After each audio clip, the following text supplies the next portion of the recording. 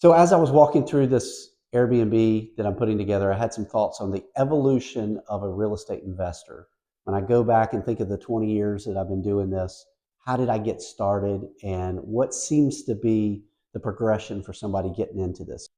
Generally speaking, you have to have one or two things when you're getting into real estate. You either have to have money or you have to have deals. Usually when you're getting started, you don't have the money, so you got to focus on the deals. So most people kind of get started by being a wholesaler.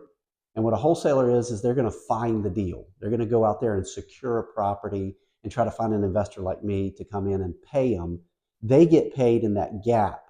For example, if you find a house, you get it under contract. In other words, you talk to the seller and they're willing to sell it to you for 60 grand, let's say.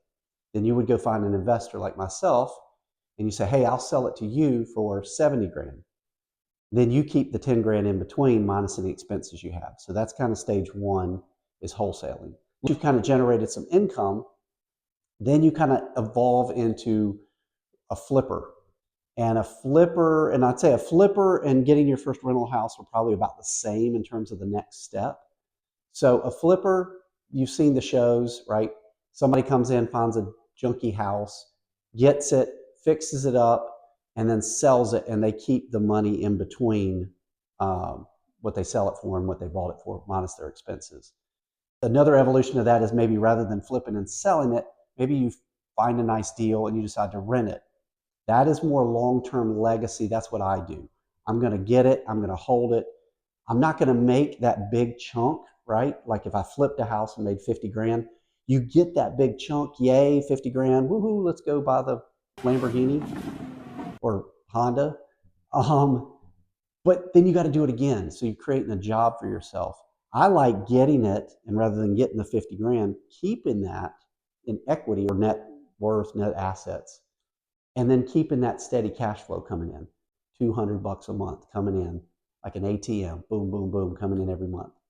Then the next evolution above that, so that's like a 3. 4 would be multifamily.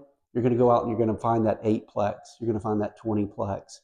And now you've got an apartment as opposed to one single family home. Step above that, bigger multifamily, like the 336 unit that I'm a part of over here in Winston. Now you're starting to build a team. Now you're getting partners. Now you're doing syndications, these type things. And then the next step above that, and I think the ultimate one where I think people will end up at the end of the day, is private lending, hard money lenders, where you've just got the money, and now you're just the money guy in the middle between the deal, and now you're the money.